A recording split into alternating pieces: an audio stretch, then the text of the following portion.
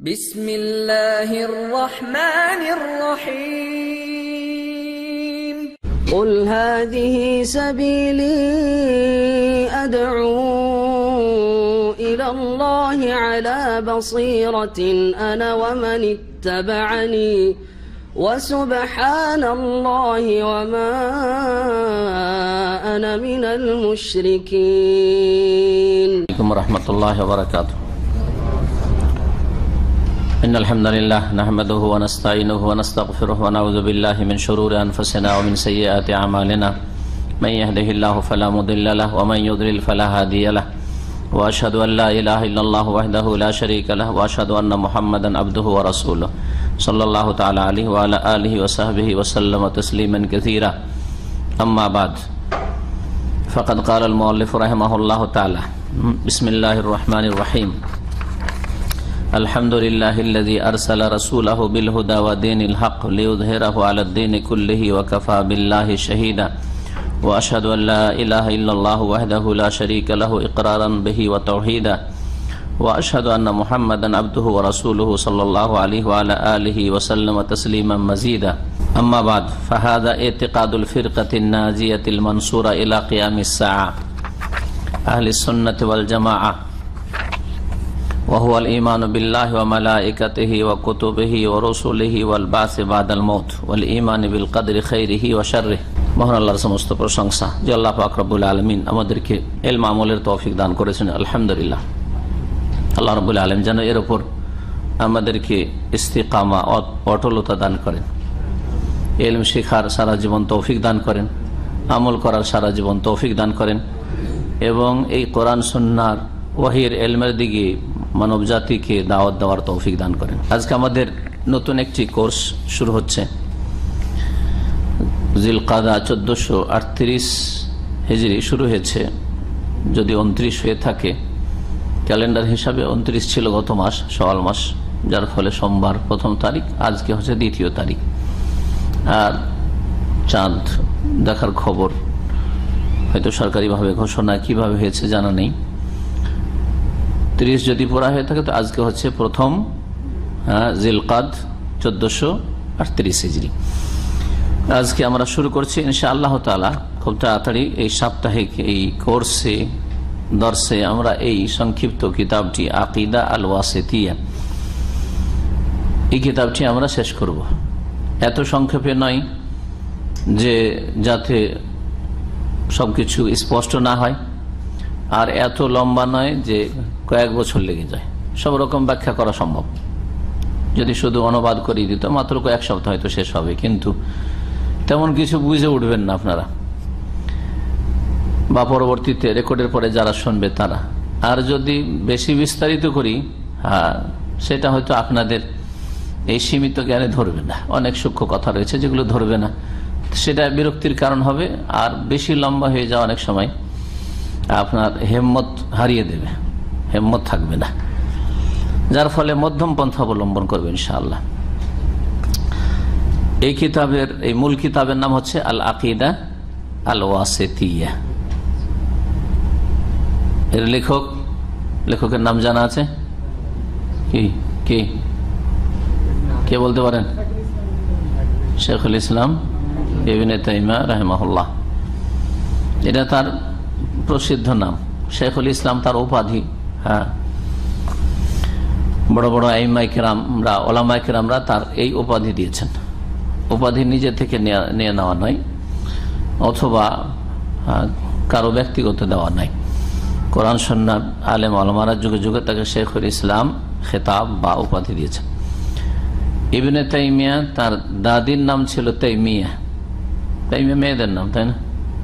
তার দাদি খুব ফাকিহা ছিলেন, তো দাদির সাথে সম্পৃক্ত করে ইবনে তাইমিয়া বলে পরিচিত তিনি। তার আসল নাম কি? কি? মাশাআল্লাহ, ভালো বলতে পারছেন। আহমদ না কি? আমাদের দেশে নাম উচ্চারণে কিন্তু ভুল আছে। এই যে আহমদ, এটাও ভুল। আর একটা হচ্ছে আহমেদ, ইংরেজি থেকে নেওয়া। ইংরেজিতে লিখে কি? আহমেদ লিখে MED, যার ফলে আহমেদ বলে। ভুল, আহমেদ নয়, আহমদ।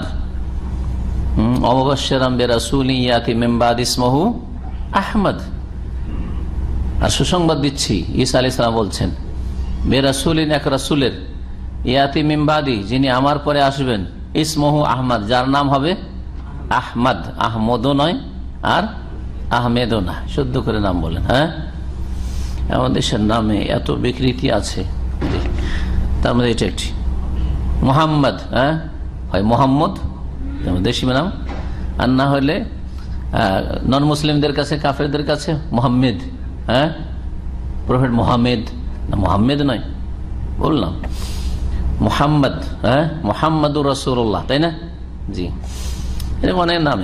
জাইনুল আবেদিন, শুদ্ধ নাম জাইন। হ্যাঁ, আমাদের দেশের লোকের কি বলে? জয়নাল আবেদিন। ভুল না, এরকম বহু নাম বলেছে বিকৃত। তো আহমদ ইবনে আব্দুল হালিম ইবনে তাইমিয়া রাহিমাহুল্লাহ, তার কিতাবের নাম আল আকিদা ওয়াসিতিয়া। আল আকিদা ওয়াসিতিয়া, এই কিতাবের নাম, এই যে নাম, এই নামের অর্থ করতে গিয়ে এক অনুবাদক ভুল করেছে। হ্যাঁ, মধ্যমপন্থীদের আকিদা, কত ভুল বুঝেছে। ওয়াসেত, হ্যাঁ, ওয়াসেত মানে হচ্ছে মধ্যম পন্থা না, ওয়াসেত মানে মধ্যম পন্থা না, ওয়াসাত মানে মধ্যম পন্থা। ওয়াকাযালিকা জাআলনাকুম উম্মাতান ওয়াসাতা, এইভাবে তোমাদেরকে মধ্যমপন্থী উম্মত করেছি, আল্লাহ বলছেন ওয়াসাত। তো যদি মধ্যমপন্থীদের আকিদা হইতো তাহলে হয়তো আল আকিদা আল ওয়াসাতিয়া, ওয়াসাতিয়া না ওয়াসেতিয়া। দেখেন ওয়াইয়ের পরে আলিফ আছে কিতাবে, দেখেন আরবি কিতাব দেখলে কি আছে? ওয়াইয়ের পরে আলিফ আছে। তো এই অর্থ অনুবাদক একজন আলেম তর্জমা করতে গিয়ে ভুল করছে, এ সম্পর্কে জ্ঞান না থাকার কারণে। তো আসলে আকিদা ওয়াসিতিয়া কেন এই কিতাবের নাম? এতে রয়েছে আহলে সুন্নাত ওয়াল জামাতের আকিদা, বিশুদ্ধ আকিদা, কোরআন সুন্নাহ ভিত্তিক আকিদা, আল্লাহ সম্পর্কে, আল্লাহ রাসূল সাল্লাল্লাহু আলাইহি ওয়াসাল্লাম সম্পর্কে, সাহাবায়ে কেরাম সম্পর্কে, ঈমান সম্পর্কে, ইত্যাদি ইত্যাদি, আউলিয়া কেরাম সম্পর্কে বিভিন্ন দিকগুলি রয়েছে। বিশেষ করে আল্লাহ রাব্বুল আলামিনের আসমা সিফাত, নাম এবং গুণাবলী সম্পর্কে বিস্তারিত এতে আকীদার আলোচনা আছে। এটা হচ্ছে এই কিতাবের মূল বিষয়। ওয়াসেত একটি শহর রয়েছে, ওয়াসেত, হ্যাঁ, বুঝছেন না? ওয়াসেত, এই ওয়াসেতের অধিবাসীরা, ওয়াসেত ইরাকের একটি শহর ওয়াসেত, এই ওয়াসেতের অধিবাসীরা শাইখুল ইসলাম ইবনে তাইমিয়া রাহমাতুল্লাহর কাছে আহলে সুন্নাত ওয়াল জামাতের আকীদা সম্পর্কে জানতে চেয়েছিল। তাদের উত্তরে এই কিতাবটি লিখেছেন। এটা একটা চিঠির উত্তর, হ্যাঁ, আকীদা আহলে সুন্নাত ওয়াল জামাত সম্পর্কে তাদের উদ্দেশ্য করে লেখা, এগুলো লেখা। তো যেহেতু ওয়াসেত নামক শহরের লোকদের উদ্দেশ্যেই আকীদা লিখে পাঠানো হয়েছিল, সেজন্য এর নাম হচ্ছে আকীদা ওয়াসেতিয়া। তাহলে ওয়াসেত মানে মধ্যম পন্থা না, এখানে কি ওয়াসেত নামক শহরের লোকদেরকে পাঠানো আকীদা, যে আকীদা লিখে পাঠানো হয়েছিল। এই কিতাবের লেখকের নাম জানলেন, তার জন্ম কখন আর ইন্তেকাল কখন? জন্ম সাল কার জানা আছে?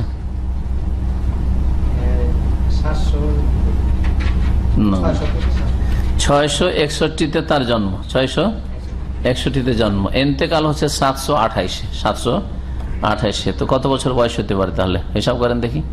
61 থেকে নিয়ে এদিকে হচ্ছে মোটামুটি 40 বছর ধরেন, হ্যাঁ, আর ওইদিকে 28, 40 আর 28 কত হবে?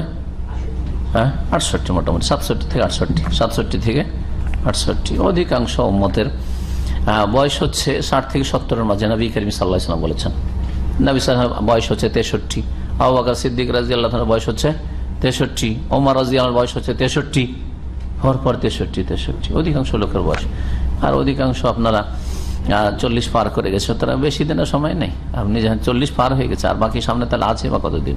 20-22 বছর, অনেকের এখানে 20-30 বছর হয়ে গেছে, তাহলে সামনে আর বাঁচবেন কতদিন? খুব বেশি হলে 20-25 বছর, যে 40 হয়ে থাকে, 50 যাদের হয়ে যেত 15 বছর। প্রস্তুতি নেন আল্লাহর রাস্তায়, একটু চিন্তা করেন এই বিষয়গুলি, কল্পনা করি না। আমরা শুধু মনে করি ও পাশের লোকটা মারা গেল, আমার মনে হয় মত আসবেই না, নিজের কথা কখনো ভাবেন না আপনারা। এ হচ্ছে বর্তমান অবস্থা। সরাসরি এখন আমরা কিতাবে যাই। কালাল মুসান্নিফ, লেখক বলছেন, মুসান্নিফ মুআল্লিফ দুটোর মানে হচ্ছে লেখক। লেখক রাহিমাহুল্লাহ শাইখুল ইসলাম ইবনে তাইমিয়া বলছেন, বিসমিল্লাহির রহমানির রহিম, আমি শুরু করছি আল্লাহর নামে, যিনি পরম করুণাময় আর অতি দয়ালু, আর রহমান আর রাহিম। বিসমিল্লাহ দিয়ে এই কিতাব শুরু করেছেন, আর তারপরে তিনি বলেছেন আলহামদুলিল্লাহ, মানে বিসমিল্লাহ উল্লেখ করেছেন আর আলহামদুলিল্লাহ উল্লেখ করেছেন। এই মর্মে তিনি একটি হাদিসের আমল করেছেন, যদিও হাদিসটিকে আল্লামা আলবানী রাহিমাহুল্লাহ এবং অন্যান্য আরো তার আগের মুহাদ্দিসিনরা, পরে মুহাদ্দিসিনরা প্রায় সকলেই জয়ীফ, দুর্বল বলেছেন। দুর্বল হাদিস যদি শুধু ওইটি দলিল থাকতো তাহলে তো দুর্বল হাদিস পর আমল করা চলবে না, কিন্তু আমাদের কাছে যে কোনো ভালো কাজ বিসমিল্লাহ দিয়ে শুরু করার ক্ষেত্রে সহি সহি দলিল রয়েছে, ঠিক না? সুতরাং দুর্বল হাদিস থাকার নাই থাক, তাতে যায় আসে না। যেমন আমাদের কাছে প্রথম দলিল হচ্ছে কোরআনে কারীম। কোরআনে কারীমের প্রত্যেকটি সূরা শুরু করা হয়েছে বিসমিল্লাহ দিয়ে, একমাত্র সূরায়ে তওবা ছাড়া। তার বিভিন্ন কারণ উল্লেখ করা হয়েছে। তাহলে আল্লাহ রাব্বুল আলামিন কোরআনে কারীম শুরু করেছেন কি দিয়ে? বিসমিল্লাহ দিয়ে শুরু করেছেন। রাসূলুল্লাহ সাল্লাল্লাহু আলাইহি সাল্লামের সহিহ সহিহ হাদিস রয়েছে যে যত রাজা বাদশা শাসকদেরকে ইসলামের দাওয়াত দিয়ে চিঠি লিখেছিলেন, সেই চিঠি শুরু হয়েছিল কি দিয়ে? বিসমিল্লাহির রহমানির রহিম, তাই না? সুলাইমান আলাইহিস সালাম চিঠি লিখেছেন বিলকিসকে ইসলামের দাওয়াত দিয়ে, চিঠির প্রথম কি ছিল? বিসমিল্লাহির রহমান, ইন্নাহু মিন সুলাইমান ওয়া ইন্না বিসমিল্লাহির রহমানির রহিম। বিসমিল্লাহ দিয়ে সহিহ সহিহ কোরআনে কারীম দলিল, হাদিস দলিল। সুতরাং এই জয়ীফ হাদিসটি যদি পেশ করলাম, কিন্তু অবস্থা বলে দিয়ে যে হাদিস দুর্বল, জি, আর নাও যদি থাকতো তবু বিসমিল্লাহ দিয়ে শুরু করা কোরআন এবং হাদিস সম্মত। এবং বিসমিল্লাহতে আল্লাহর নাম দিয়ে যে কোনো ভালো কাজ শুরু করাই বরকত রয়েছে। তারপরে আলহামদুলিল্লাহ দিয়ে শুরু করাই বরকত রয়েছে। এগুলি হচ্ছে বরকতের কারণ যে কোনো কাজের ক্ষেত্রে, সে পানাহার হোক, খাওয়া দাওয়াই হোক, হ্যাঁ, অথবা আপনার মসজিদে প্রবেশ করছেন বিসমিল্লাহ, তাই না? এরকম যে কোনো দুনিয়ার কাজ হোক না কেন, জি, কিতাব লিখা হোক আর কিতাব পড়া হোক, জি, বিসমিল্লাহ দিয়ে শুরু করা। এই মর্মে যে হাদিসটি রয়েছে আবু দাউদে আছে, কুল্লু আমরিন যিবালিন লা ইউবদাউ ফীহি বিহামদিল্লাহ। একটা আলহামদুলিল্লাহ সম্পর্কে আছে, একটা বিসমিল্লাহ সম্পর্কে আছে। হাদিস দুটি শোনাচ্ছি। কুল্লু আমরিন যিবালিন, যে কোনো ভালো কাজ, লা ইউবদাউ ফীহি, যদি শুরু না করা হয় তা বিহামদিল্লাহ, আল্লাহর প্রশংসা আলহামদুলিল্লাহ দিয়ে, ফাহুয়া আক্তা, সেটা বরকতবিহীন হয়, সেটা লেজ কাটা হয়। আক্তা মানে হচ্ছে লেজ কাটা। লেজ কাটা আরবরা বলে এমন কোন কিছুকে, বস্তুকে যাতে বরকত নেই। হ্যাঁ, আবু দাউদ অন্যান্য হাদিসে, নাসাইর আমালুল ইয়ামাতে রয়েছে। আরেকটি হাদিস রয়েছে কুল্লু আমরিন যিবালিন লাম ইউবদা বিসমিল্লাহির রহমানির রহিম, যদি বিসমিল্লাহির রহমানির রহিম দিয়ে কোনো ভালো কাজ না শুরু করা হয় ফাহুয়া আবতার বা ফাহুয়া আক্তা, এরকম রয়েছে। এই হাদিসটি সম্পর্কে বলছেন যে এই হাদিসটি অধিকাংশ উলামাদের নিকটে কি অত্যন্ত দুর্বল। বলছেন ভাষ্যকার, ওয়াল হাদিসু যায়ীফুন জিদ্দান, এই হাদিসটি অত্যন্ত দুর্বল। ইরওয়াউল গালিল, আল্লামা নাসির আলবানী রাহমাতুল্লাহ আলাইহির, তাতে প্রথম নম্বর হাদিস, শুরুতে তিনি আলোচনা করেছেন হাদিসটি নিয়ে। বিসমিল্লাহর অর্থ করলাম, তাই না? বিসমিল্লাহর অর্থে একটা প্রশ্ন, আমরা যে বিসমিল্লাহ বলি, বিসমিল্লাহ মানে কি? হ্যাঁ, শুরু করছি। শুরু কথাটা কোথায় পেলেন? বা মানে সাথে, আর ইসম মানে নাম, হ্যাঁ, আর আল্লাহ মানে আল্লাহ। বিসমিল্লাহ বা ইসম আল্লাহ, বা যুক্ত ইসম আর আল্লাহ, বিসমিল্লাহ, তাই না? আল্লাহর নামের সাথে শাব্দিক অর্থ হলো, তাই না? আল্লাহর নামের সহিত তো শুরু করছি, কথা করতে পেলেন? হ্যাঁ, উজ্জ আছে, মাশাআল্লাহ, উজ্জ আছে এখানে। বা হারফে জার, বা আসার কারণে ইসমে জের কাসরা হয়েছে। এই হরফে জার 17টি রয়েছে। যে কোনো একটি হরফে জার আসলে ওর জন্য একটা ক্রিয়া ফেল লাগে, হ্যাঁ, ফেল লাগে, যার সাথে সম্পৃক্ত হয়, মোতাল্লিক হয়। সেটা এখানে রয়েছে। আমি শুরু করছি, আবদাউ, বিসমিল্লাহে আবদাউ, আল্লাহর নামে আমি শুরু করছি, বা বিসমিল্লাহে আশরাও, আল্লাহর নামে শুরু করছি। এটা যে কোনো কাজের ক্ষেত্রে এই শব্দ উজ্জ্ব মানলেই চলবে, খুব সহজ।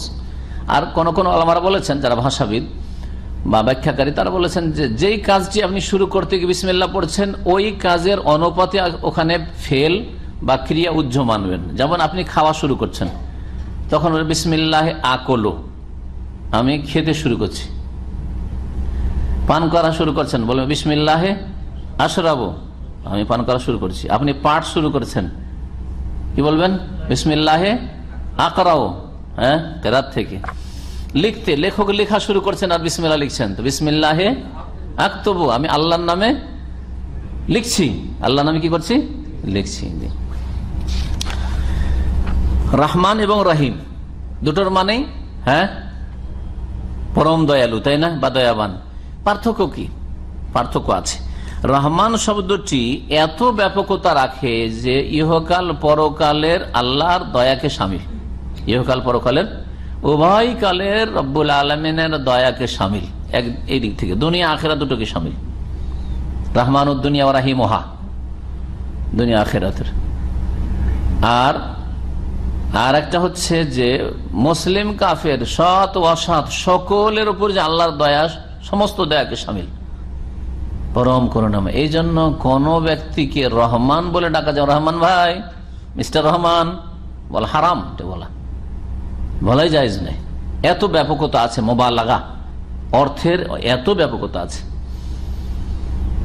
কিন্তু কারণ নাম উত্তম তো হচ্ছে আব্দুর রহিম হওয়া, রহিমের বান্দা, তাই না, রাহিমের বান্দা। কিন্তু কাউকে আর রাহিম না বলে যদি বলে রাহিম, শুধু রাহিম নাকেরা করে, আলিফ লাম ছাড়া, রাহিম দয়ালু, অমুক ব্যক্তি বড় দয়ালু, হ্যাঁ, ফলানুন রাহিমন, অমুক দয়ালু বলা যাবে, জায়েজ আছে। কিন্তু ফলানুন রহমানুন হারাম বলা জায়েজ না, বুঝছেন না?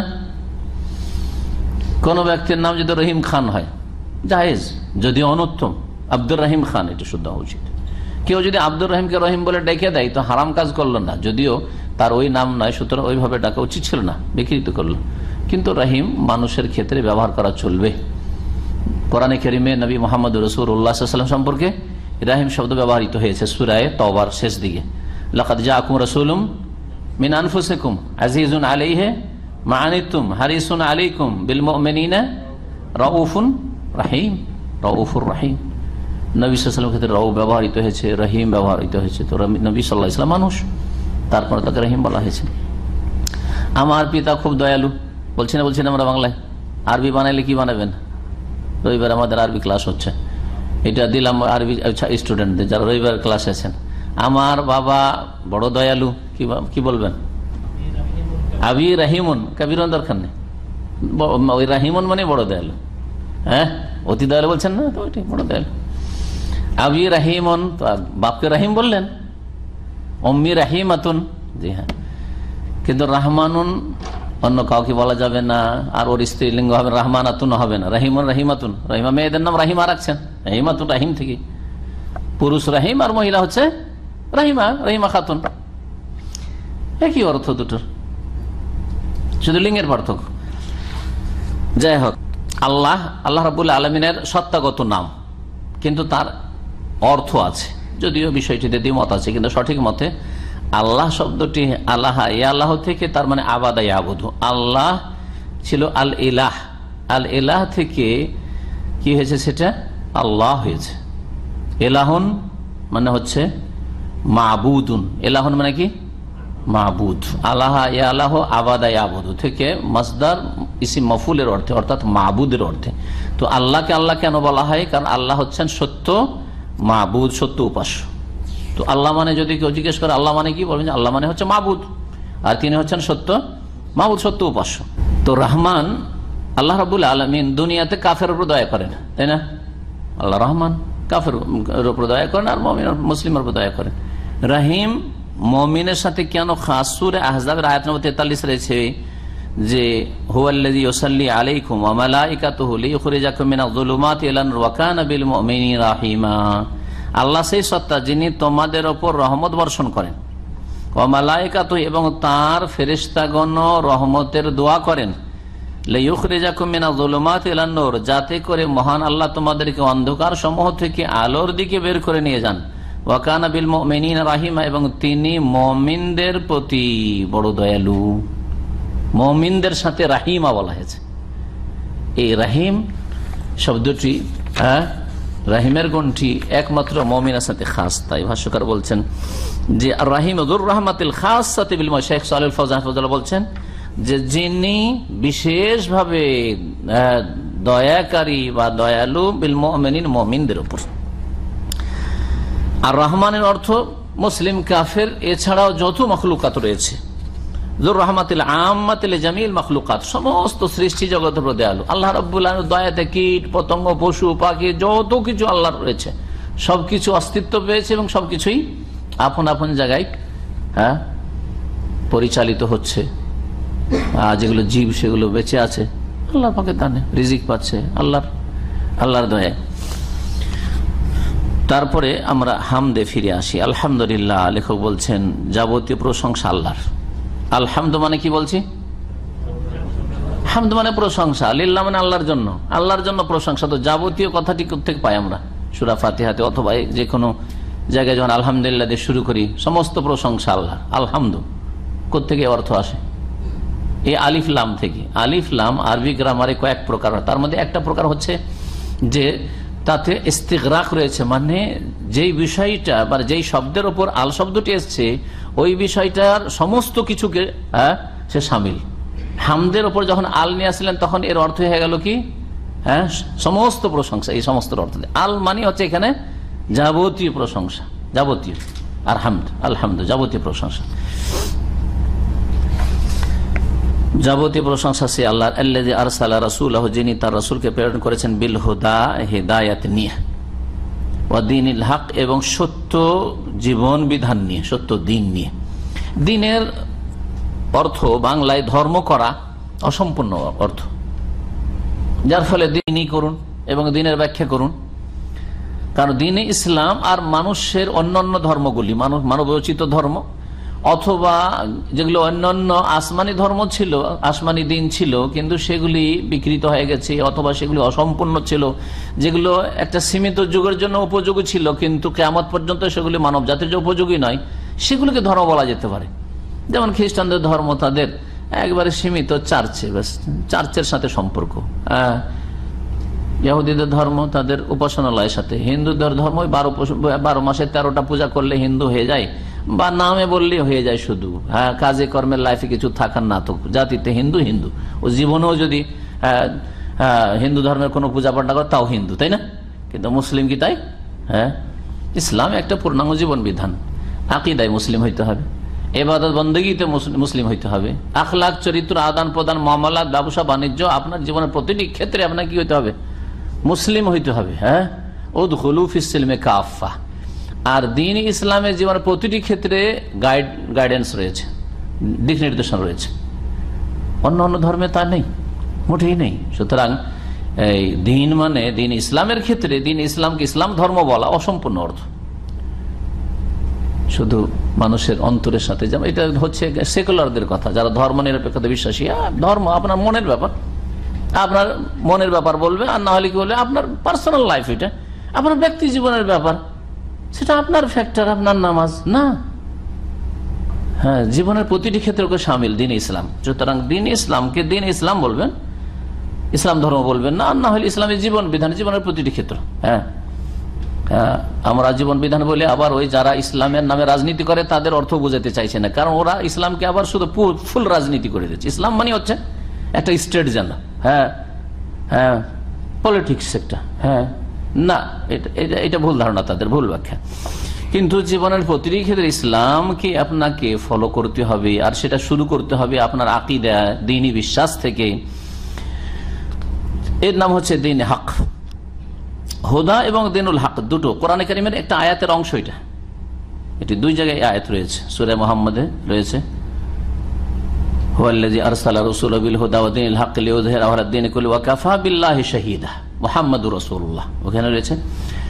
আর আরেক জায়গায় রয়েছে হুয়াল্লাযী আরসালা রাসূলাহু বিল হুদা ওয়া দীনিল হক। কোথায়? সূরা ফাতহে রয়েছে।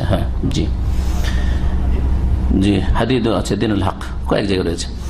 তো এই যে একাধিক জায়গায় রয়েছে, আল হুদা, আল্লাহ হেদায়েত নিয়ে পাঠিয়েছেন নবীকে, আর দ্বীনে হক নিয়ে পাঠিয়েছেন। এই দুটোর পৃথক পৃথক ব্যাখ্যা তাফসীর রয়েছে। আল হুদা মানে হচ্ছে আল ইলমুন নাফি, রাসূলুল্লাহ সাল্লাল্লাহু আলাইহি ওয়াসাল্লামকে আল্লাহ উপকারী জ্ঞান ইলম নিয়ে পাঠিয়েছেন, ইলম দিয়ে পাঠিয়েছেন। ওয়া দীনুল হক, তাহলে যখন উপকারী ইলম হয়ে গেল, উপকারী ইলম জ্ঞান অর্জন করার পরে কিসের পালা? আপনি যখন উপকারী জ্ঞান অর্জন করলেন, আপনার করণীয় কি এখন? আমল করা, পালন করা। তো দীনুল হক, সত্য দিন, সত্য জীবন বিধান হচ্ছে আল আমালুস সালেহ, নেক আমল, সৎ আমল, সৎ কাজ। তো রাসূলুল্লাহ সাল্লাল্লাহু আলাইহি ওয়াসাল্লামকে আল্লাহ পাক রব্বুল আলামিন কি দিয়ে পাঠিয়েছেন? হেদায়েত মানে উপকারী ইলম দিয়ে পাঠিয়েছেন, ওহীর ইলম, ওয়া দীনুল হক এবং আল আমালুস সালেহ, ভালো আমল, নেক কাজকর্ম দিয়ে পাঠিয়েছেন।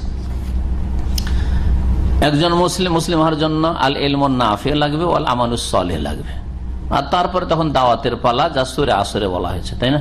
এই জন্য নবী করিম সাল্লাল্লাহু আলাইহি ওয়াসাল্লামের দোয়া শিখে, আল্লাহুম্মা ইন্নী আসআলুকা ইলমান নাফিয়া, হে আল্লাহ তোমার কাছে আমি কামনা করি উপকারী ইলম, জি, ইলমান নাফিয়া, ওয়া আমালান মুতাকাব্বিলা, আবু দাউদ হাদিস রয়েছে, এবং এমন আমল যা তোমার কাছে কবুল হয়। জি, কোন আমল কবুল হবে? যে আমল হচ্ছে সলেহ। আর আমল সলেহ হওয়ার জন্য দুটো শর্ত রয়েছে, কি? হ্যাঁ, একমাত্র আল্লাহর জন্য হবে, আর একমাত্র রাসূলুল্লাহ সাল্লাল্লাহু আলাইহি ওয়াসাল্লামের নিয়ে আসা তরিকা মোতাবেক হইতে হবে, নবীর রাস্তা দিয়ে হইতে হবে। হ্যাঁ, আপনার ইবাদত বন্দেগী, নামাজ, যাকাত, রোজা, হজ সবকিছু হবে নবী করিম সাল্লাল্লাহু আলাইহি ওয়াসাল্লাম হজের মতো, জি, নামাজের মতো, ইবাদত বন্দেগীর মতো। রব্বুল আলামিন তাহলে এই যে ওহীর ইলম দান করেছেন এবং সে অনুযায়ী আমল নিয়ে পাঠিয়েছেন রাসূলুল্লাহ সাল্লাল্লাহু আলাইহি ওয়াসাল্লামকে, যার বাস্তবায়ন করেছেন নবী সাল্লাল্লাহু আলাইহি ওয়াসাল্লাম। কি জন্য? মুসলিমরা কমজোর থাকবে না, লিইউযহিরাহু আলাদ দীনি কুল্লি, যাতে করে আল্লাহ রাব্বুল আলামিন সেই সত্য দিনকে বিজয়ী করে দেন, লিইউযহিরাহু, জয়ী করে দেন, আলাদ দীনি কুল্লি, সমস্ত মতবাদের ওপর, সমস্ত পথ ও মতের ওপর, সমস্ত দিনের ওপর, মানুষের তৈরি করা হোক অথবা অন্য আসমানি কিতাব যেগুলি রয়ে থেকে সেগুলি হোক, সমস্ত, অথবা মানুষের তৈরি করা যে কোনো থিওরি হোক, সমস্ত পথ ও মতের ওপর, আদর্শের ওপর আল্লাহ রাব্বুল আলামিন সত্য দ্বীনকে বিজয় দান করতে চান, অথবা রাসূলুল্লাহ সাল্লাল্লাহু আলাইহি ওয়াসাল্লামকে, তার উম্মতকে বিজয় দান করতে চান, এই উদ্দেশ্যে। ওয়া কাফা বিল্লাহি শাহিদা, এবং মহান আল্লাহ সাক্ষী হিসাবে যথেষ্ট। বা শব্দটি এখানে অতিরিক্ত, এই জন্য বা এর অর্থ হবে না, বা মানে সঙ্গে, বা এর যে বিভিন্ন অর্থগুলি হয়তো ওগুলো অর্থ, কাফা বিল্লাহি শাহিদ মানে কাফাল্লাহু শাহিদ, আমি তো কাফাল্লাহু শাহিদ মানে আল্লাহ সাক্ষী হিসাবে যথেষ্ট। এখানে অলঙ্কারের জন্য এখানে বাটা এসছে, কোরআনে কারিমে এটাও বারবার এসছে, ও কাফা বিল্লাহি শাহিদা মানে কাফাল্লাহু শাহিদ, আল্লাহ সাক্ষী হিসাবে যথেষ্ট। আল্লাহ রাব্বুল আলামিন চাইতে বড় সাক্ষী আর কি হতে পারে না। এই কথার যে সাক্ষ্য প্রদান করছেন যে দ্বীন ইসলাম আল্লাহ দিয়েছেন কিসের জন্য? দ্বীন হক এবং হেদায়েত, রাসূলুল্লাহ সাল্লাল্লাহু আলাইহি ওয়াসাল্লাম তার উম্মতকে বিজয় দান করার জন্য, এই কথার যে সাক্ষী আল্লাহ দিচ্ছেন, আল্লাহ সত্য সাক্ষী হিসাবে যথেষ্ট। ওয়া আশহাদু আল্লা ইলাহা ইল্লাল্লাহ, এবং সাক্ষ্য প্রদান করছি যে আল্লাহ ছাড়া কোনো সত্য মাবুদ নেই, ওয়াহদাহু, যিনি একক, লা শারীকা লাহু, তার কোনো শরীক নেই, ইকরারাম বিহি ওয়া তাওহীদা, এই যে সাক্ষ্য প্রদান করছি এই কথার অঙ্গীকার করো তো, ওয়া তাওহীদান, এবং তাওহীদের সাথে, একত্বের সাথে, তাওহীদ প্রতিষ্ঠার সাথে এবং তার সাথে সাথে অঙ্গীকার করে। সাক্ষী অনেক সময় দিচ্ছেন কিন্তু অন্তর থেকে অঙ্গীকার না, অন্তরে যেমন বিশ্বাস, তার সাথে সাথে মুখে যে আপনি স্বীকৃতি দান করছেন সেটা আপনার অঙ্গীকার, আর অন্তরে তাওহীদ প্রতিষ্ঠা, কাজে কর্মে তাওহীদ প্রতিষ্ঠা। তো এই শাহাদাত এইভাবে তিনি এখানে উল্লেখ করেছেন।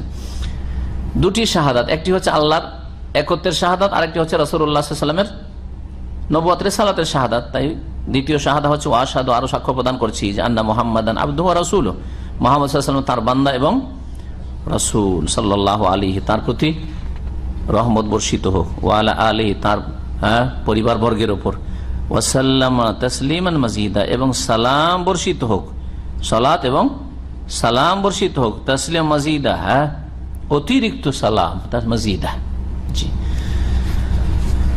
তাসলিমান মাজিদা। সালাত এবং সালাম দুটো কথা কেন উল্লেখ করেছেন রব্বুল আলামিন? কারণ কোরআনে কারিমে কয়টি হুকুম আছে? কয়টি হুকুম আছে? ইন্নাল্লাহা ওয়া মালাইকাতাহু ইউসাল্লুনা আলান নবী ইয়া আইয়ুহাল্লাযীনা আমানু সাল্লু আলাইহি ওয়াসাল্লিমু তাসলিমা। মহান আল্লাহ বলছেন যে নিশ্চয়ই আল্লাহ রহমত বর্ষণ করেন, ফেরেশতারা রহমতের দোয়া করেন। সালাতের প্রসিদ্ধ যেটা অর্থ রহমত, আল্লাহ রহমত বর্ষণ করেন আর ফেরেশতারা মালাইকা রহমতের দোয়া করে। সুতরাং মুমিন তোমরা কি করো? সাল্লু আলাইহি, নবীর প্রতি সালাত পেশ করো, মানে রহমতের দোয়া করো। আল্লাহুম্মা সাল্লি আলা মুহাম্মদ, আল্লাহু বারিক আলা মুহাম্মদ, রহমতের বরকতের দোয়া করছেন। ওয়াসাল্লিমু তাসলিমা, এবং যথাযথ সালাম পেশ করো। তাহলে দুটো হুকুম, সালাত এবং সালাম পেশ করো। সুতরাং এখানেও এই আয়াতের আমল করে তিনি এই কাজ করেছেন। সূরা আহজাবের আয়াত নম্বর 56। তাওহীদের শাহাদাত এবং রিসালাতের যে শাহাদাত হবে সেটা অন্তর থেকে হবে, জবান দ্বারা হবে এবং কাজের মধ্যে হবে। শাহাদাত শুধু মৌখিক শাহাদাত না, সাক্ষী, দুনিয়ার সাক্ষীর ক্ষেত্রে অনেক সময় মানুষ চাপের মুখে অথবা প্রলোভনে অন্তরে বিশ্বাস নেই কিন্তু মুখে সাক্ষী দিচ্ছে। এই সাক্ষী নাজাত দিতে পারবেন না। যেই সাক্ষী অন্তর থেকে, যা অন্তরে বিশ্বাস করেন তা মুখে বলছেন, এবং যা মুখে বলছেন অন্তরে বিশ্বাস রাখেন, তার বাস্তবায়ন করবেন আপনি। এই হচ্ছে আসল সাক্ষ্য প্রদান আল্লাহর তাওহীদের এবং নবী মুহাম্মদ সাল্লাল্লাহু আলাইহি সাল্লামের রিসালাতের। আম্মা বাদ, তারপর বলছেন যে অতঃপর। আম্মা বাদ মানে অতঃপর, মানে কিসের পর? হ্যাঁ, নবী করিম সাল্লাল্লাহু আলাইহি ওয়াসাল্লাম যে চিঠি করে লিখতেন ওগুলো তো আম্মা বাদ ব্যবহার করতেন। সুতরাং এইরকম প্রথমে কিছু বলে তারপরে কোনো কথা শুরু করছেন, হয়তো নতুন কথা, তখন আম্মা বাদ বলা এটা নবী করিম সাল্লাল্লাহু আলাইহি ওয়াসাল্লামের সুন্নাত। বিশেষ করে চিঠি পত্রে নবী সাল্লাল্লাহু আলাইহি ওয়াসাল্লাম করতেন। আম্মা বাদু বা খুতবাতে, বক্তব্যে আমরা প্রথম সুন্নতি খুতবা পড়ে নিয়ে আম্মা বাদ অতঃপর, মানে এই যে আল্লাহর প্রশংসা করলাম, নবী সাল্লাল্লাহু আলাইহি ওয়াসাল্লাম পেশ করলাম, তারপরে আমার কিছু কথা আছে অতঃপর। জি, আম্মা বাদু, জি, অতঃপর আসল বিষয়বস্তুতে এখন আছে। ফাহাযা ইতিকাদুল ফিরকাতিন নাজিয়াতি, এই হচ্ছে বিশ্বাস নাজাত প্রাপ্ত দলের। ফিরকা মানে দল, আর নাজিয়া মানে মুক্তিপ্রাপ্ত, নাজাত প্রাপ্ত দলের। আল মানসুরা, যেই দল সাহায্য প্রাপ্ত, ইলা কিয়ামিস সাতে, কিয়ামত কায়েম হওয়া পর্যন্ত। কোন দলের কথা বলেছেন? দুটো গুণ বলেছেন, একটা হচ্ছে ফিরকা নাজিয়া আর একটা হচ্ছে ফিরকায়ে মানসুরা, সাহায্য। এই দুটো কথা কোত্থেকে বলেছেন তিনি? এই যে আকীদাগুলি বর্ণিত হবে, এই আকীদাগুলি কার আকীদা? ওই দলের আকীদা, এই উম্মতের, যেই দল মুক্তি পাবে, তাই না? তাহলে এই মুক্তিপ্রাপ্ত দল, এই যে নাজিয়া শব্দটি নেওয়া হয়েছে, এটা নিশ্চয় কোত্থেকে নেওয়া হয়েছে, তাই না? এটা নেওয়া হয়েছে নবী করিম সাল্লাল্লাহু আলাইহি ওয়াসাল্লাম একটি হাদিস থেকে, যা তিরমিজিতে রয়েছে, অন্যান্য হাদিসের কিতাব রয়েছে, এবং হাদিস হাসান বা সহিহ, আল্লামা আলবানী হাসান বলেছেন। হাদিস কি রয়েছে?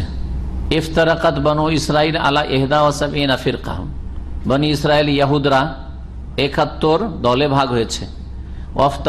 ওয়াফতারাকাতিন নাসারা আলা 72 ফিরকা, আর খ্রিস্টানরা 72 দলে বিভক্ত হয়েছে। ওয়াসাতাফতারিকু উম্মতি আলা 73 ফিরকা, আর আমার উম্মত 73 দলে। এই যে ফিরকা শব্দের ব্যবহার হয়েছে, আর কি ব্যবহার হয়েছে? দল ভাগ হবে, ভালো, 71, 72, 73, কুল্লুহুম ফিন্নার, 73 দলের সবগুলি দল জাহান্নামে যাবে, ইল্লা ওয়াহিদা, এই একটি দল ছাড়া। এই একটি দল তাহলে জাহান্নামে যাবে, জাহান্নাম থেকে নাজাত পাবে, মুক্তি পাবে। এই দলটি হচ্ছে আল ফিরকা আন নাজিয়া, ফিরকা নাজিয়া, ওই হাদিস থেকে নেওয়া হয়েছে। ওই দলের লক্ষণ বলে দিয়েছেন নবী করিম সাল্লাল্লাহু আলাইহি ওয়াসাল্লাম, মা আনা আলাইহিল ইয়াউম ওয়া আসহাবি, বা হুমুল জামাত, জামাত বলেছেন। আর জামাত কাকে বলে আসবে ইনশাআল্লাহ তাআলা। জামাত আব্দুল্লাহ মাসউদ রাদিয়াল্লাহু তাআলা উক্তি আসছে, একাও যদি থাকে হকের সাথে, আর হক হচ্ছে কোরআন এবং সহিহ সুন্নাহ, ওহী হচ্ছে হক। আপনি যদি একা থাকেন সারা পৃথিবীতে, কেউ নেই মুসলিম, আপনি একাই জামাত। ইব্রাহিম আলাইহিস সালাম যেমন একাই উম্মত ছিলেন, ইন্না ইব্রাহিমা কানা উম্মাহ, একাই, গোটা দেশ, গোটা বিশ্ব মুশরিক। ইন্না ইব্রাহিমা কানা উম্মাহ কানিতান লিল্লাহি হানিফা ওয়া লাম ইয়াকুন মিনাল মুশরিকিন। তো জামাত মানে বড় দল নয়, জামাত মানে হকের উপর প্রতিষ্ঠিত। সালাফে সালেহিনরা এটাই বুঝতেন কোরআন এবং হাদিসের আলোকে। ফিরকা নাজিয়া কেন বলা হলো এই জান্নাতি দলকে? এর কারণ বুঝলেন। মানসুরা কেন বলা হলো? সাহায্যপ্রাপ্ত। মানুষের আলোচনা শুরু করার আগে বলি যে নাজিয়া, যে মুক্তিপ্রাপ্ত বা নাজাত প্রাপ্ত দল, কিসে থেকে নাজাত? এই দল পরকালে জাহান্নাম থেকে নাজাত পাবে, নাজাত প্রাপ্ত। আর দুনিয়াতে শিরক বিদআত থেকে নাজাত প্রাপ্ত, মুক্তিপ্রাপ্ত। গুমরাহি থেকে নাজাত প্রাপ্ত। দুনিয়া তো নাজাত প্রাপ্ত, হ্যাঁ, কিসে থেকে? মিনাদ দলাল, গুমরাহি থেকে, ভ্রষ্টতা থেকে। জি, একদিকে শিরক বিদআত করছে, ধর্মের নামে গুনাহ করছে, আরেকদিকে মানুষ বেদিন হয়ে বেনামাজি আর বলছে আমি শিরকি আকীদা রাখি না, বেদাতি আকীদা রাখি না, তো নাজাত পাবে নাকি? রোজা রাখেনি রমজান মাসে, বলছে আমরা কবর মাজার এসব শিরক বিদআত তা সব বিশ্বাস করি, নাজাত পাবে নাকি? তো নাজাত প্রাপ্ত দল নাই। এই যে দুই গুমরাহি, এক হচ্ছে বেদিনদের গুমরাহি, আর এক হচ্ছে চরমপন্থী মুশরিক আর বিদাতীদের গুমরাহি। এই দুই গুমরাহি থেকে দুনিয়াতে এই ফিরকায়ে নাজিয়া, এই দলটি নাজাত পাবে, এই জন্য ফিরকা নাজিয়া। আর আখিরাতে জাহান্নাম থেকে নাজাত, আল্লাহর আযাব থেকে নাজাত পাবে। এছাড়াও দুনিয়াতে আল্লাহ রাব্বুল আলামিনের আযাব রয়েছে পাপীদের জন্য, সেসব আযাব থেকে নাজাত পাবে আল্লাহ রাব্বুল আলামিন চাইলে। আর যদি আল্লাহ পরীক্ষা করতে চান তাহলে সেটা আলাদা কথা। এই জন্য ভাষ্যকার বলছেন শেখ সালিল ফৌজান, আন-নাজিয়াতু আই আল্লাতী সালামাত মিনাল হালাকি ওয়াশ শুরুরি ফি দুনিয়া ওয়াল আখিরাহ। নাজাত প্রাপ্ত কেন এই দলকে বলা হয়েছে? যেই দল নিরাপদ মিনাল হালাকে, ধ্বংস হওয়া থেকে, অশুরুর আর অনিষ্ট থেকে, দুনিয়ায় এবং আখিরাতে। দুনিয়াতেও ধ্বংস হওয়া থেকে, যে গুমরাহ হয়ে গেল ধ্বংস হয়ে গেল, গুমরাহি থেকে শিরক আর বিদআত সবচেয়ে বড় ধ্বংস, সর্বনাশ। বেনামাজি বেদিন হয়ে যাওয়া, হ্যাঁ, দুনিয়া আর দুনিয়া, আখিরাত বলে কোনো চিন্তা নেই, ফরজ ওয়াজিব নেই, হারাম কাবিরা থেকে বাঁচা নেই, কিছুই নেই, আল্লাহর ভয় নেই, এর চাইতে ধ্বংস আর কি আছে? এই সমস্ত থেকে এই ফিরকা বেঁচে থাকবে। আখিরাতে ওয়া হাসালাত আলা সাআদা, এবং তারা সৌভাগ্য হাসিল করবে। জি, আর সাহায্য প্রাপ্ত এই কথাটি কোত্থেকে নেওয়া হয়েছে? এটা বুখারী মুসলিম একটি হাদিস রয়েছে, প্রসিদ্ধ হাদিস, লা তাযালু তায়ফাতুম মিন উম্মতি, আমার উম্মতের একটি দল সর্বদা কি থাকবে? আলাল হাক্কি মানসুরা, সত্যের ওপর জয়ী থাকবে বা সাহায্য প্রাপ্ত। মানসুরা, এই মানসুরা শব্দটি ব্যবহার হয়েছে কোন জায়গায়, জাহিরিন, কোন হাদিসে জাহিরিন, বিজয়ী থাকবে, আর এখানে মানসুরা, সাহায্য। এই মানসুরা শব্দটি এই হাদিসের শব্দই এসেছে। সর্বদা একটি দল, সারা পৃথিবীতে গুমরাহি যদি ছেয়ে যায়, এই উম্মত একেবারে নিশ্চিহ্ন হয়ে যাবে না, ছড়িয়ে ছিটিয়ে এখানে সেখানে দুটা চারটা করে খাঁটি মুসলিম থাকবে, এবং প্রত্যেক দেশে থাকবে, প্রত্যেক দেশে থাকবে। সহিহ আকীদার কথা ভাবেন না যে সহিহ আকীদার লোক মানে শুধু আরব, বাংলাদেশেও গ্রামে গ্রামে সহিহ আকীদার লোক পাবেন। জি হ্যাঁ, ভারতেও, নেপালেও সহিহ আকীদার লোক বন জঙ্গলে খুঁজে পাবেন আপনি, আছে, কোথাও আছে। ভবিষ্যৎবাণী নবী করিম সাল্লাল্লাহু আলাইহি ওয়াসাল্লাম, আমার উম্মতের একটি দল, তায়ফাতুম মিন উম্মতি, দলটি খুব বড় হবে না, তাইফা ছোট দলকে বলা হয়, হ্যাঁ, গুমরাহদের তুলনায়, পথভ্রষ্টদের তুলনায় ছোট। আমার উম্মতের একটি দল আলাল হাক্কি, মানুষেরা সত্যের উপর সাহায্য প্রাপ্ত থাকবে বা জাহিরিন, বিজয়ী থাকবে। লা ইয়াদুররুহুম মান খাযালাহুম, যারা তাদেরকে অপদস্থ করতে চাইবে, অসহায় ছেড়ে দিতে চাইবে, সাহায্য করবে না, একা ছেড়ে দিবে আপনাকে, তারা কোনো ক্ষতি করতে পারবে না, কোনো ক্ষতি করতে পারবে না, বাড়তেই থাকবে। হাত্তা ইয়াতি আমরুল্লাহ, আল্লাহর নির্দেশ আসা পর্যন্ত, আল্লাহর নির্দেশ অর্থাৎ কিয়ামত আসা পর্যন্ত। একেবারে কিয়ামত না, কারণ একেবারে কিয়ামত পর্যন্ত মুমিন বেঁচে থাকবে না। সহিহ হাদিসে রয়েছে যে কিয়ামত কায়েম হবে একমাত্র লা তাকুমু সাআতু ইল্লা আলা শিরারিল খালক, একেবারে নিকৃষ্ট মানুষদের উপর কিয়ামত কায়েম হবে। কিয়ামতের যে ভয়াবহতা, কোন মুমিন সামান্য ঈমান যদি থাকে, রক্ষা কোন রকম করে ঈমান রক্ষা করেছে, তার উপর কিয়ামত কায়েম হবে না। ঈমান রক্ষা করা মানে এই না যে বেনামাজি মুমিন, হ্যাঁ, শিরক করছে তারপরে মুমিন না। একেবারে যারা কাফের, মুশরিক বা ঈমান ভঙ্গ করেছে, জাতিতে মুসলিম, নামে মাত্র মুসলিম, ওদের উপর কিয়ামত কায়েম হতে পারে, কিন্তু যাদের ঈমান রক্ষা করে আছে কিছুটা, তাদের উপর কিয়ামত কায়েম হবে না। এই মর্মে একটি হাদিস রয়েছে যে একটি খুব আরামদায়ক বাতাস প্রবাহিত হবে, আর তাতে প্রত্যেক মুমিনের রূহগুলো কবজ হয়ে যাবে, ইন্তেকাল করবে, আর তারপরে শুধু কাফের, বেদিন, ঈমান ভঙ্গকারী, নামে মাত্র মুসলিম, ওরা বাকি থেকে যাবে, ওদের ওপর কিয়ামত কায়েম হবে। তো তাহলে ওই যে কিয়ামতের পূর্ব মুহূর্তে যে বাতাসটির কথা বলা হয়েছে, সেটা আমরুল্লাহ এখানে বোঝানো, সেটা হচ্ছে আমরুল্লাহ। জি, হাদিস সহিহ বুখারী মুসলিমের, তাই বলছেন সহিহ মুসলিমে হাদিস রয়েছে যে লা তাকুমু সাআতু ইল্লা আলা শিরারিন নাস, একবারে নিকৃষ্ট মানুষদের উপর কিয়ামত কায়েম হবে। আর একটি হাদিস রয়েছে লা তাকুমু সাআতু হাত্তা লা ইউকালা ফিল আরদি আল্লাহ আল্লাহ, আল্লাহ বলনেওয়ালা, আল্লাহ আল্লাহ মানে আল্লাহ জিকির করেওয়ালা না, এটাকে বিদআতীরা পেশ করেছে যে আল্লাহর জিকির করেওয়ালা না, আল্লাহ শব্দের জিকির এখানে বোঝা হয়নি। আল্লাহর নাম, আমরা বলি না যে এই এলাকাতে আল্লাহর নাম লেনেওয়ালা লোক নেই, তার মানে কি আল্লাহ আল্লাহ বলনেওয়ালা বোঝায়? না বোঝা যে এলাকায় কোনো নামাজি লোক নেই, এই এলাকায় কোনো দিনদার লোক নেই, আল্লাহকে ভয় করে নেওয়া লোক নেই, ঠিক না? জি। কিন্তু এই বিদাতি জিকির যা আল্লাহ আল্লাহ করে, এই হাদিসগুলি দিয়ে মানুষকে গুমরাহ করেছে। অপব্যাখ্যা। মুস্তাদরাক হাকিম এই হাদিসটি হচ্ছে আব্দুল্লাহ বিন আমর বিন আস রাদিয়াল্লাহু তাআলা আনহু থেকে বর্ণিত। ওয়ায়াবাসুল্লাহু রিহান, আল্লাহ রাব্বুল আলামিন কিয়ামতের পূর্ব মুহূর্তে এক বাতাস পাঠাবে, রিহুহা রিহুল মিস্ক, সেই বাতাসের সুগন্ধি হবে মৃগনাভির সুগন্ধি আতরের মতো। মৃগনাভি থেকে সবচেয়ে মূল্যবান যে মিস্কে আম্বার হয়, আর নরম হবে রেশমের মতো। ফালা তাতরুক আহাদান ফি কলবিহি মিসকালু যাররাতিন মিন ঈমান ইল্লা কাবাদাতহু, যার অন্তরে একেবারে অনুপরিমাণ যাররা, অনুপরিমাণ কি আছে, অথবা পিপিলিকা পরিমাণ যাররা। এই যুগ অনু তো নাই, আজকাল সায়েন্সের যুগে আসলো, কিন্তু নবী সাল্লাল্লাহু আলাইহি ওয়াসাল্লাম যুগে ছিল না। তো যাররা এই জন্য বলা হয়েছে ক্ষুদ্র পিপিলিকাকে বোঝানো হয়েছে। ক্ষুদ্র পিপিলিকা সমানও যদি ইমান থেকে থাকে তাহলে তার রূহ কবজ করে নেবে এই হাওয়াতে। সুম্মা ইয়াবকা শিরারুন নাস, তারপরে জঘন্য লোকেরা, নিকৃষ্ট লোকেরা শুধু অবশিষ্ট থেকে যাবে। ফাআলাইহিম তাকুমুস সাআতা, তাদের উপর কিয়ামত কায়েম হবে।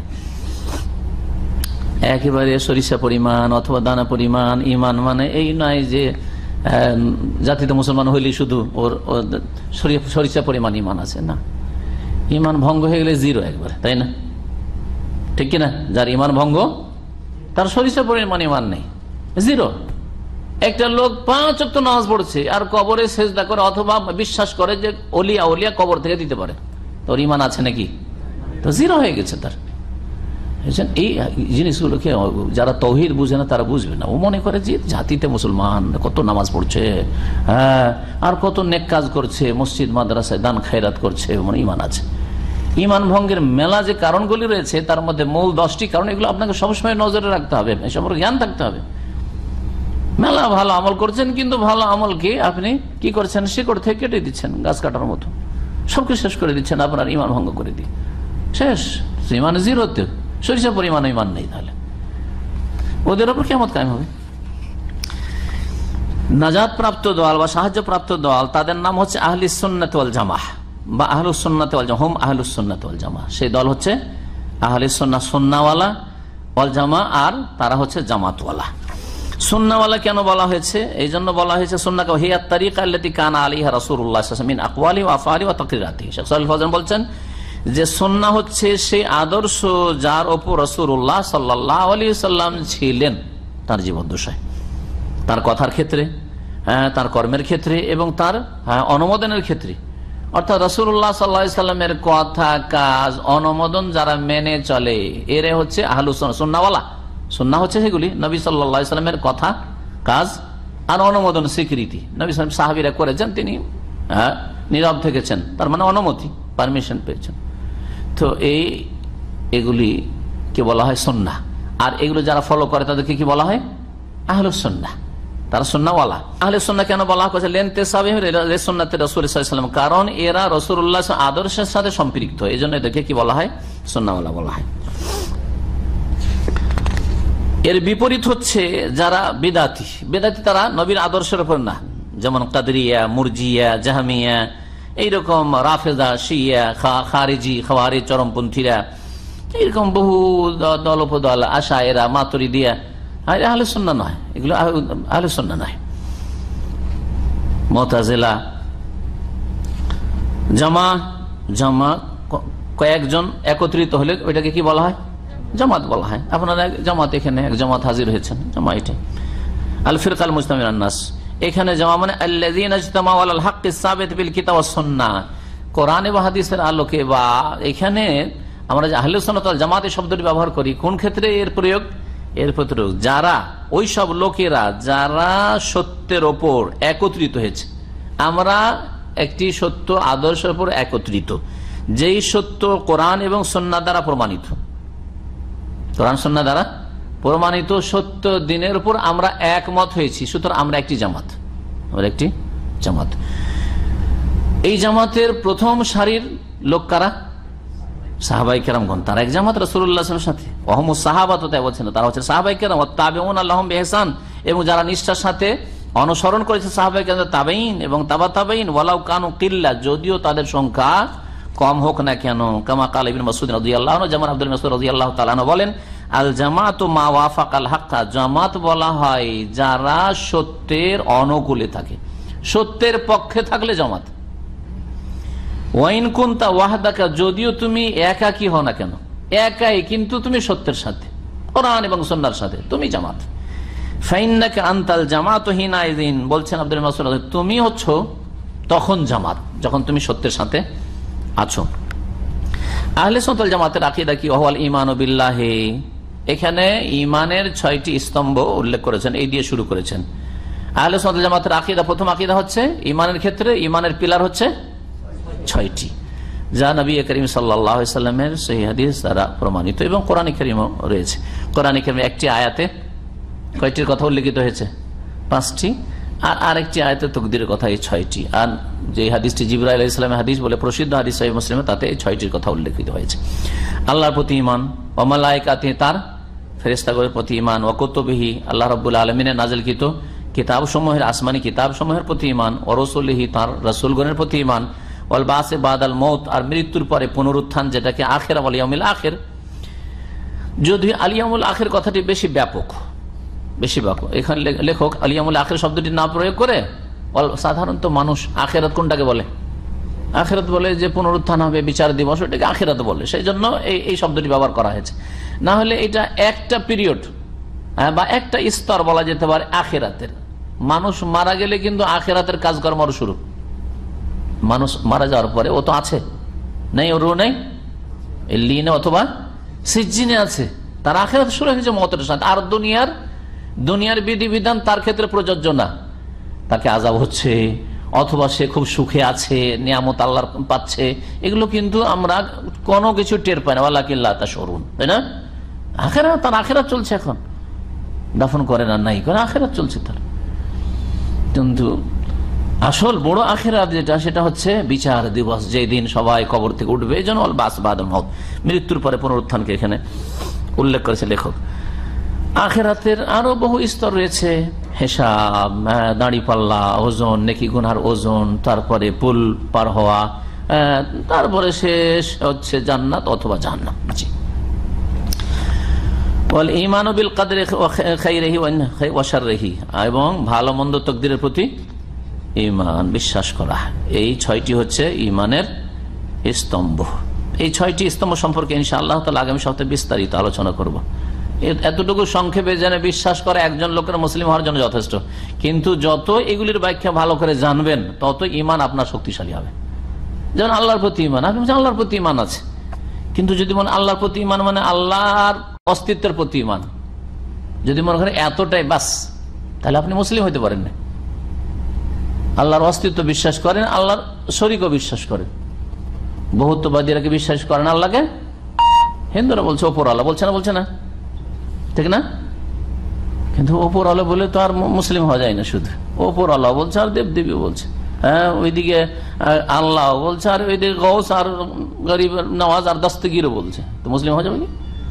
তাহলে আল্লাহর প্রতি ঈমানটাকে ভালো করে বুঝতে হবে। আল্লাহর প্রতি ঈমানের 4টা দিক রয়েছে, কে বলতে পারেন আগামী সপ্তাহে? আল্লাহর প্রতি ঈমান সম্পূর্ণ করার জন্য 4টা দিক রয়েছে। আল্লাহর অস্তিত্ব বিশ্বাস করতে 1 নম্বরে